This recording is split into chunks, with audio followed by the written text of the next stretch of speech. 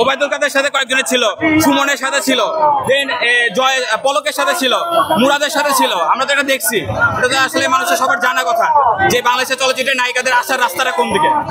বাংলাদেশে 2025 সালে 30শে মে আসছিল, 30শে মে একজন বীর প্রতীকের মৃত্যু ছিল, যাকে প্রশ্রয় করে মারা হয়েছে।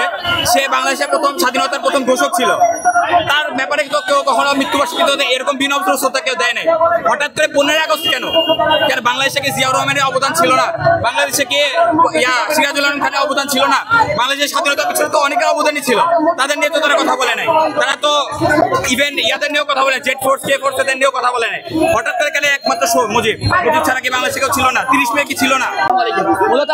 মূলত আমরা দেখতে পারি যে গত 15-16 বছর ধরে আমাদের এই বাংলাদেশে একাধিক মাত্রার ফ্যাসিজম পরিচালনা করেছে এই জালিমশাহী শাসক সরকার।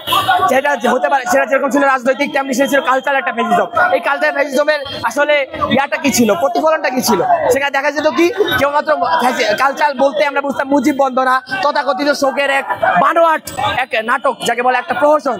তো গত 15-16 বছর ধরে যে প্রহসনটা চলে আসছে, আলহামদুলিল্লাহ গত বছরের জুলাই আগস্ট মাসে আমরা সম্মুখ যুদ্ধ করে আমাদের ভাইয়ের আত্মত্যাগ এবং রক্তের বিনিময়ে আমরা সেই কালচারাল ফ্যাসিজম, রাজনৈতিক ফ্যাসিজমের যে তাকে আপরুট করতে পেরেছি, তাকে ধ্বংস করতে পেরেছি, সেই জালিম শাহের প্রাসাদকে ধ্বংস করতে পেরেছি। কিন্তু আমরা দেখতে পাই যে এক বছরের মাথাতে আমাদের সাংস্কৃতিক ঘরানার কিছু ব্যক্তিবর্গ, তথাকথিত সংস্কৃতি মনা, তথাকথিত শিক্ষাবিদ, তথাকথিত বুদ্ধিজীবী কিছু ব্যক্তিবর্গ, তারা চাচ্ছে কি আবার সেই পুনরায় সেই জালিম শাহী, সেই ফ্যাসিস্ট আমলের যে সাংস্কৃতিক শিকল বন্দী, সেটা করে আমাদের যে বাংলাদেশী সংস্কৃতিকে আবদ্ধ করে দিবে। মূলত আজকের এই অনুষ্ঠানটা মূলত তাদের বিরোধিতা করে, কেবল যে ব্যক্তি বিরোধিতা তা নয়,